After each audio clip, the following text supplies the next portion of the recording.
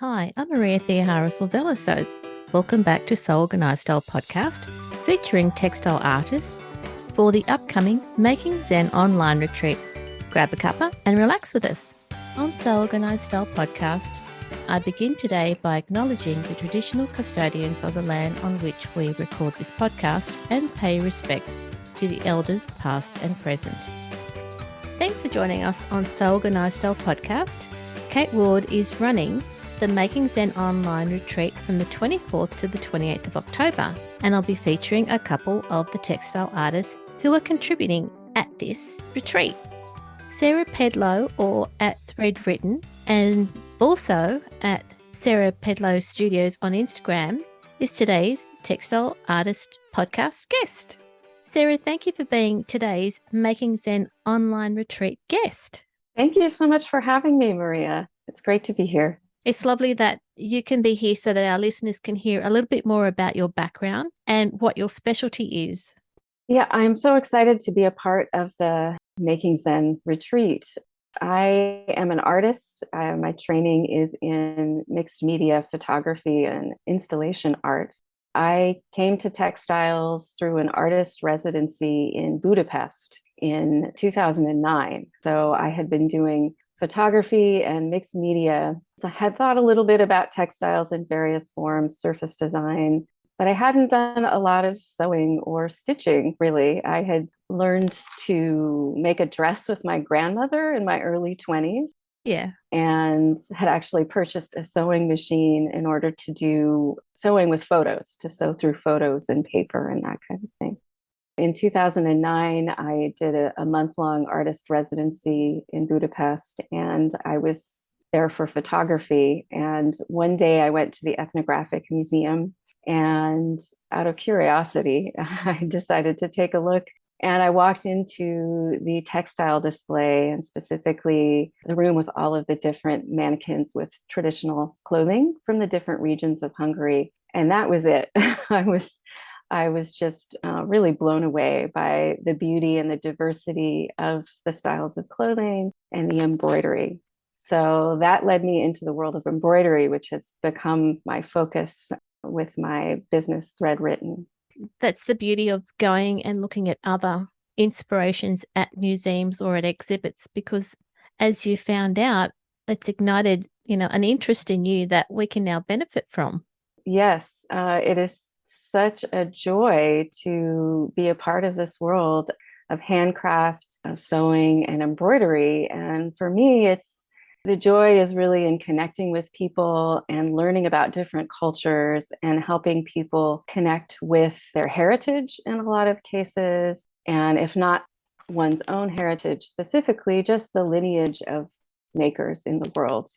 I think we all have the creative instinct, especially as children. We're all, painting and doing projects, and often we lose that. And so I think embroidery and any kind of, needle arts are a great way to connect with that inner creativity and also connect with history and our roots.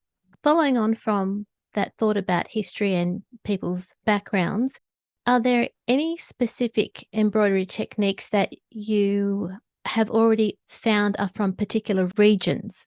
Yes, there are many stitches that you can find in varying forms all over the world, but I have tended to focus on specific styles and stitches from Central and Eastern Europe. Building from my experience in Budapest, I first traveled back to Hungary a few years later and then to Transylvania, Romania, to focus on a certain type of chain stitch, which comes from the Hungarian population there. And it's called written embroidery, or írásos in Hungarian, which translates as written.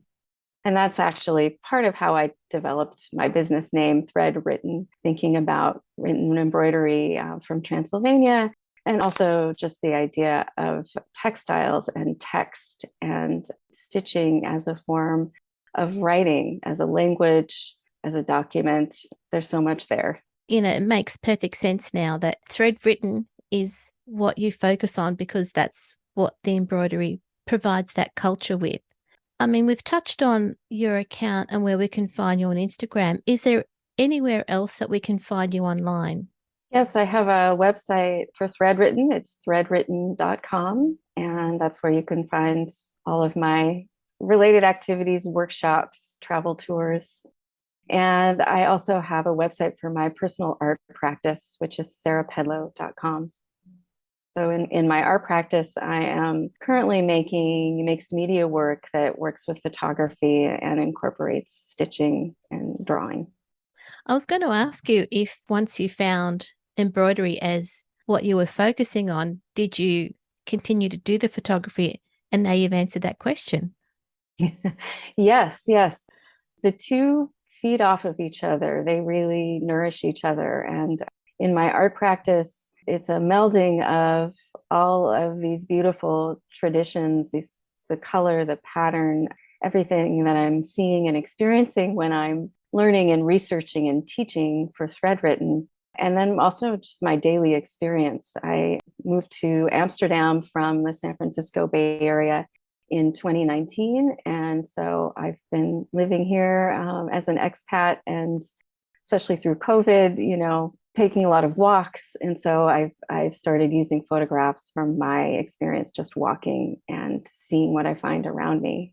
It comes out in a very different form. My artwork is much more minimal, really about line and kind of taking the essence of a floral pattern or an element from clothing that could be from the 1800s or actually could be contemporary, and combining them on and kind of within a photo. The other question I had in the back of my mind, you've started this journey in embroidery from 2009. Mm-hmm. Do you find it a lot easier to research now than you did when you first started because of technology? Yes, let me think. Yes.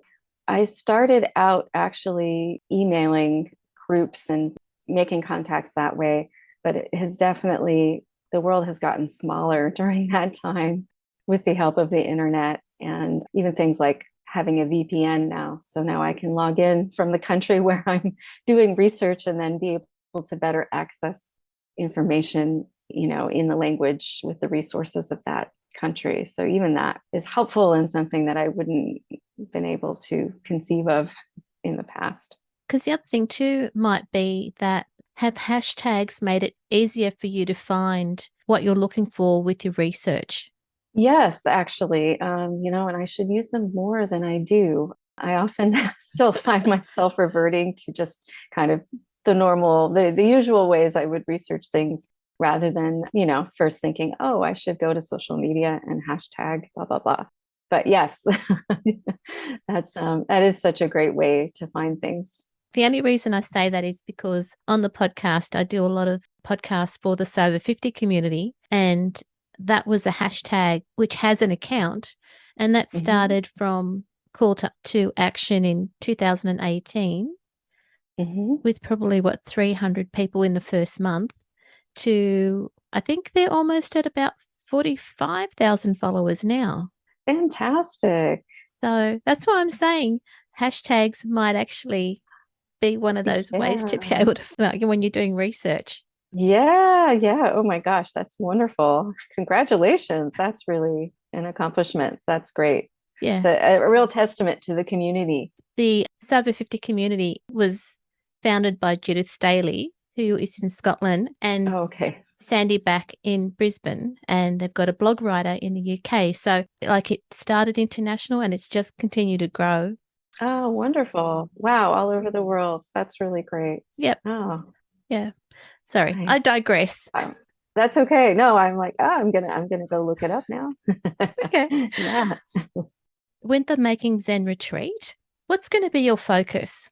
I am going to talk a little bit more about my background and show images related to the stitching exercise that I'll be doing. So with all of my workshops, I always give a little slide presentation to give some cultural context. So I'm going to be working with the chain stitch and looking at different cultures using the chain stitch and lead us through an exercise with that. Well, having that context is actually quite good because you're helping people who are in the course understand the significance of what this very simple stitch means to that particular culture. Yes, exactly. The beauty of stitching, right, is that it has many practical uses and then many creative and expressive uses, and yeah, many uses that illuminate the culture. That's one of the beauties of the Making Zen Online Retreat, is that there are a number of presenters who have their specific take on artistry and textiles. So it's great that you've got that cultural context for what it is that you're doing. That's my goal. Yeah, that's my goal, is to connect us with a tradition and a history and a practice. And then also to see what we can do with it too, like the artist side of myself. I also teach a kind of a more creative art class where we look at contemporary artists using embroidery as well as traditional textiles, and then make a piece of your, using your own imagination. Like, what ideas do I want to focus on? What do I want to create from all of this wealth of material? Yeah, that's great. I know that with the Making Zen Online Retreat, there's the Facebook group, and a lot of the participants share what they've learned. So I know that that's going to be really interesting to watch. I am so excited to see what people make, and to, to sit in on the other talks and just to be a part of the community. It's always good to see the range of creativity across all of the participants. When we started chatting, you did talk about the range of things that you do. Can you run us through those in a bit more detail so people can find you online and get in contact with you? Yes, you can find me at threadwritten.com and on Instagram at threadwritten. And I teach workshops mostly online now that I'm located in Amsterdam, but also sometimes in the Bay Area. Like, I will be back in the Bay Area in December, so I will be teaching in person there as well.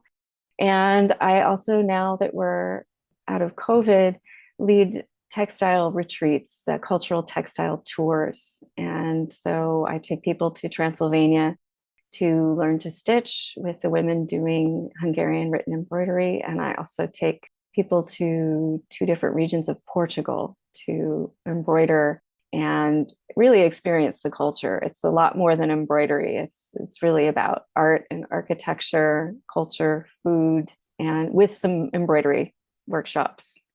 Included. Yes, included. They sound like a lot of fun and very eye-opening for anyone who wants to get involved and join you.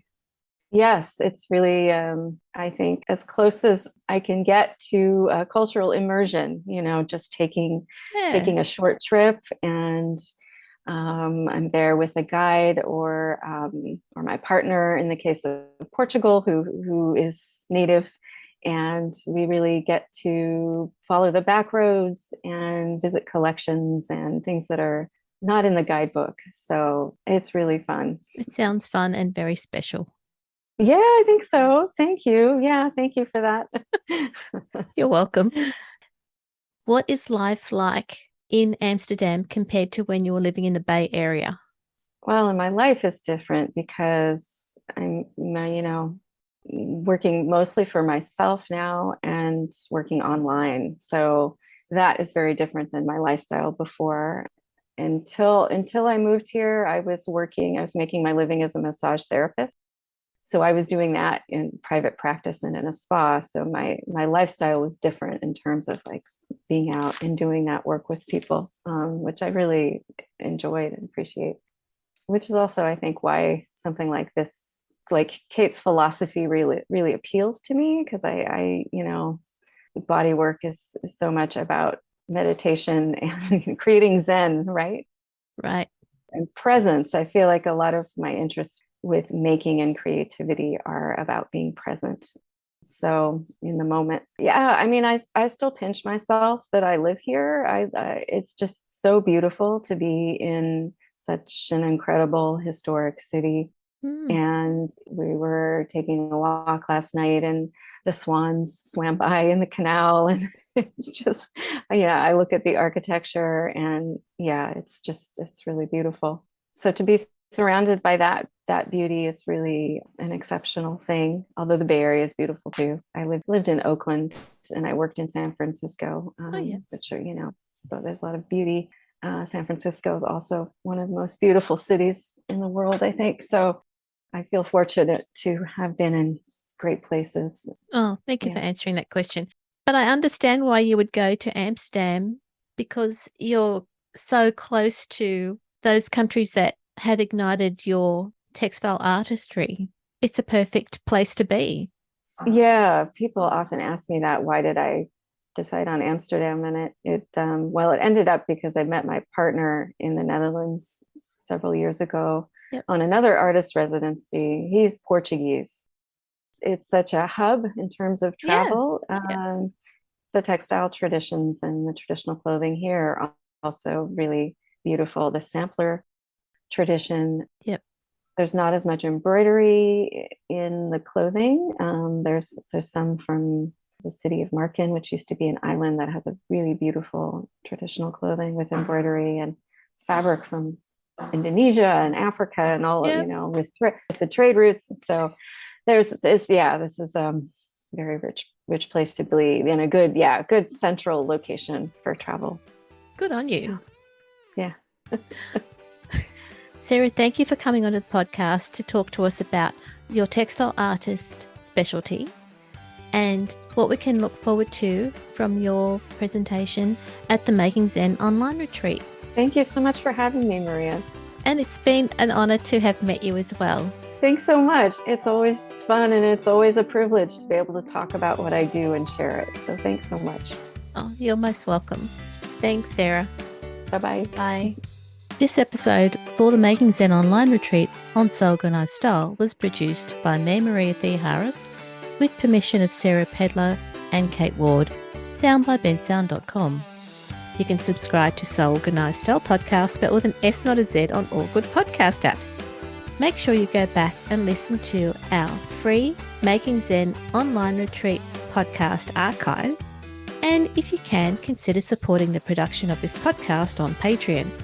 We look forward to joining you in your sewing room next time. Stay safe, everyone.